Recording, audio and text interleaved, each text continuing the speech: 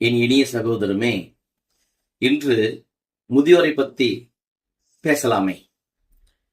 முதுமை என்பது எல்லாருக்கும் சொந்தமானது.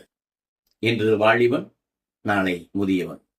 அவை முதிய பற்றி கடவுள் சொல்லியிருப்பதன என்ன என்றால், சிராக் புத்தகத்துல 30ஆம் அதிகாரம் 1ஆம் வசனம் சொல்கிறது, உன் இளமையில் இருக்கும் போதே நீ பெற்ற மகனை சரியாக பயிற்றுவித்து நடத்து, அவன் உன் முதுமையிலே உனக்கு மகிழ்ச்சி கொடுப்பான்.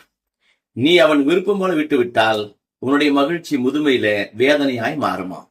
பிரியமானவர்களே, இன்று ஒரே பிள்ளையை பெற்றெடுத்து தாய் என்னுடையது என்று சொல்லுகிறாள், தந்தை என்னுடைய பையன் என்று சொல்லுகிறான். இருவரும் செல்லம் கொஞ்சி வேலை செய்யாமல் ஒழுக்கம் இல்லாமல் வளர்ப்பதனாலே அவன் குடிகாரனாகி தன் வாழ்க்கையில் ஒழுக்கம் இல்லாமல் கடைசியில் தன் மகனை, அப்பாவுக்கும் மகனுக்குள்ள உறவு என்ன என்பது தெரியாமலே வீட்டை விட்டு துரத்துகிறார்கள். பிரியமானவர்களே, முதுமை ஆன பிறகு ஒன்றும் செய்ய முடியாது. முதுமை ஆவதற்கு முன் உன் பிள்ளைகளை நீ சீர்படுத்து என்று சொல்லி வேதம் சொல்லுகிறது.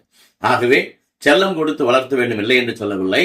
ஆனால் எப்படி என்னென்ன செய்ய வேண்டுமோ அதை செய்விக்க வேண்டும், என்ன ஒழுக்கங்கள் தேவையோ கொடுக்க வேண்டும். அடுத்ததாக சீராக்கு 25:3 வசனம் சொல்லுகிறது, நீ இளமையில் சம்பாதிக்காததை முதுமையில் எங்கனம் காண்பாய். நீ இளமையில் குடித்து வெறித்து ஒழுங்கினமாய் நடந்து கொண்டிருந்தால் உன் முதுமையில் யார் பார்ப்பார்கள்? ஆகவே நீ இந்த இளமையிலே நீ சம்பாதிக்க வேண்டும், மிச்சப்படுத்த வேண்டும், சேர்த்து வைக்க வேண்டும். பாட்ட தாத்தா சொத்து இருந்தால் கூட உன் உழைப்பை நம்பி உன் உழைப்பிலே உயர வேண்டும்.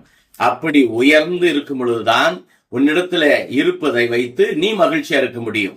ஆகவே முதுமையில் உனக்கு வேலை செய்ய முடியாது, சம்பாதிக்க முடியாது. அப்பொழுது நீ இளமையில் சம்பாதித்தது உன்னை தாங்கி பிடிக்கும்.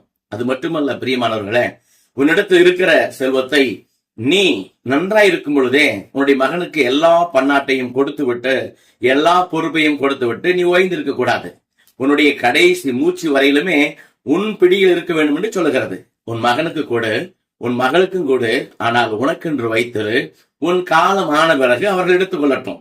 ஆகவேதான் இன்று இந்த உலகம் மோசமான நிலைக்கு போய் கொண்டிருக்கிறது. எல்லாருக்கும் பயம், ஐயோ முதுமையில் என்ன செய்வது என்று சொல்லி.